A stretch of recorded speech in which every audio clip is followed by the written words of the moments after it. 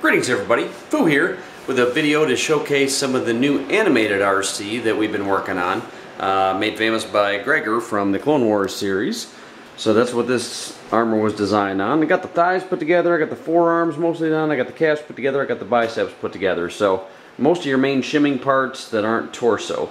Thighs have got a really good shape to them. This one's finished, ready for paint. As I've mentioned before in my other videos, in case you haven't caught up on them yet, I actually don't use Bondo on anything anymore.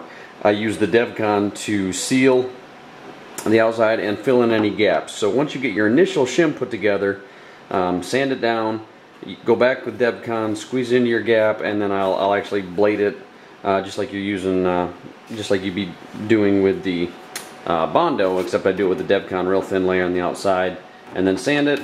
You get to a nice smooth state. You want to make sure that when you run your finger across it, that you don't feel a difference. If you can't feel a line, when you paint it, there won't be a line. So those are the thighs. On the calves, very different calf on the animated series than what you've got on the video game versions. One of the complications with this is that dip in the front of the ankle, that's the top, or that's the front of the shin there, down at the ankle, it cuts in here, which does make it a tighter fit here if you want to do a seamless. That's what I'm doing on this. I'm doing a seamless, so you can see that I've got a lot of DevCon here in my gap, and this is actually a finished edge. It's all sanded down and finished. This one I left unfinished, so you can kind of see the difference. What I did is I clamped together my top, and then on both sides, and then I spread it out until I could get my foot through.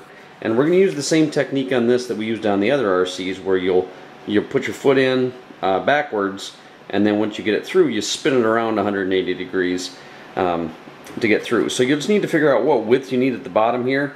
And so for me, that was about a ½ inch on each side to give it an extra inch of width so that I could get my foot through this opening. So you can see, you know, you're going to have a decent sized gap there, but like I did on the thighs, I just filled it in with DevCon, and you can see here, you know, it's a nice smooth. You can't actually see the difference. It fills it in real nicely. So, and that will actually be stronger than the plastic around it. So those are the calves. Biceps are going to be same styles as before. I still have to trim these down.